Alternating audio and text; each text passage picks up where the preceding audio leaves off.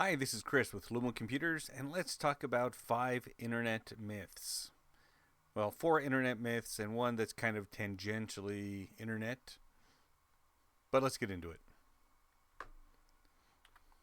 Myth number 1: deleting your browsing history erases all evidence of your online activity. A lot of people still think this. They think that if they clear their browsing history, nobody will be able to tell what they've been doing online. But what they don't know is that your internet service provider knows exactly what you did online, every website you visited, and even how long you were there. They record this info to make a little money on the side because they can take a whole bunch of information saying this many users did this many things on this many websites and then sell that to advertisers. Think about it from the advertiser's point of view. They're interested in, let's say, advertising on yahoo.com. Well, yahoo.com, maybe they're trustworthy, maybe they're not, but when an advertiser inquires and says, hey, how many visitors do you usually get? How many visitors per month, per year? How many visit your homepage? How many go to Yahoo Mail? And Yahoo gives them a number. They can either take their word for it or they can get extra data from internet service providers to see if it's really going to be worth their money. See if they're really going to get that many visitors, see how popular the website really is. Internet service providers, they don't send your particular information over necessarily, but they do have that information. Instead, they glob it all together and say, well, this is how many visitors went to yahoo.com, how many of our subscribers, and here's the most popular time of day, and here's the least popular time of day.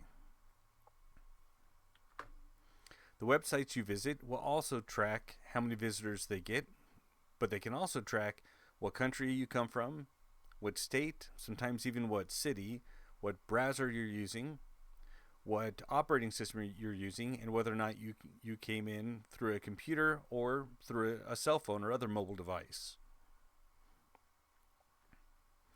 Advertisers on the site you visit can build code into their advertisements to see who clicked the code or who clicked the advertisement, what browser you're using, what operating system, which version of your operating system, what IP address you came from, and thereby narrow it down saying, wow, we seem to be really popular in Oregon, let's say. And not just Oregon, most of our visitors are coming from Portland. Why is that? Then they can make decisions based on that. They can also track it down to just one user who keeps coming back and find out what they're doing with their ad. Number 2, incognito mode makes you completely anonymous. A lot of people think this. Google recently had to add a disclaimer saying, listen, it doesn't really make you completely anonymous, but most people kind of ignore those little pop-ups and the terms of service as well. Again, your internet service provider still knows, the websites you visit still know, and the advertisers still know. It's the same thing.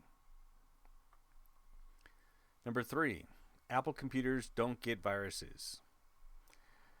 All right, so everyone knows that Windows has a serious problem with viruses, and that Apple computers generally don't. But that's only because there are more Windows computers, a lot more Windows computers.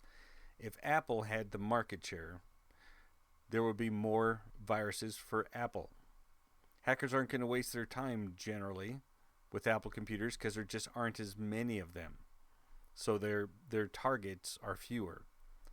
But let's look at some viruses that Apples get.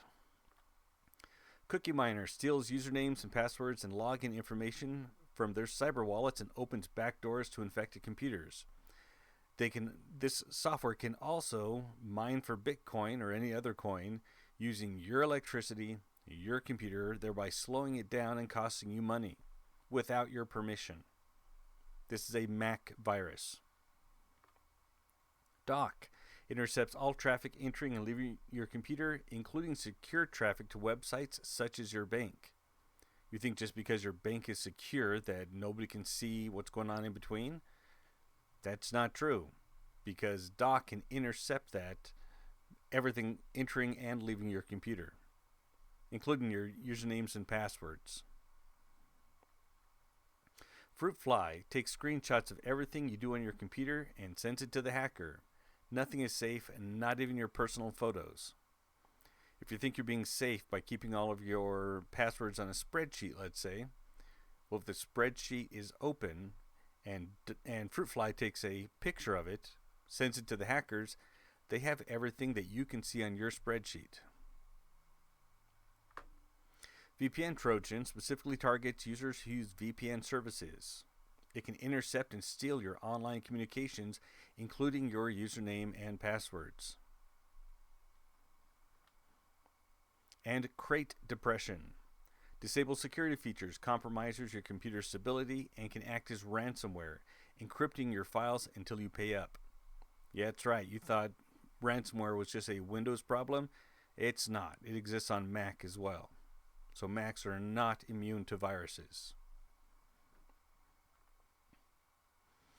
Number 4 myth: data stored on the cloud is invulnerable. 100% not true. For those who don't know, Google Drive, OneDrive, and most others are just as vulnerable as other computers. Other computers? That's right, because the cloud is not this ethereal dimension that data somehow just floats around in and you can like reach up and grab it. Instead, the cloud means somebody else's computer. So if you store your data in the cloud, you're relying on the security of your cloud provider to protect your data. If their security is lax, or there's an inside agent who bypasses all their security, your data is just as vulnerable as it is on any computer. Only immutable storage providers can guarantee your data can't be deleted or altered. So if you don't see immutable somewhere in the advertisement, or somewhere in the licensing, or somewhere in the service agreement, then it can be deleted, it can be retrieved, and it can be altered. The only hesitation I have about immutable storage is that it's usually pretty expensive. But if your data is critical, immutable storage is the only way to be 100% sure. Because if you, let's say, lose access to your account and you want to retrieve your data, they can't help you because it's immutable even to them. Number 5, using a VPN makes you completely invisible. No, VPNs help a lot, but it does not make you completely invisible. A VPN can mask your IP address, but there are still cookies, browser fingerprints, and other methods. Like I said, VPNs can help, but they aren't foolproof. If you have any questions about computer security or would like a free security evaluation, please contact me at lumocomputers.com and I'll be happy to help.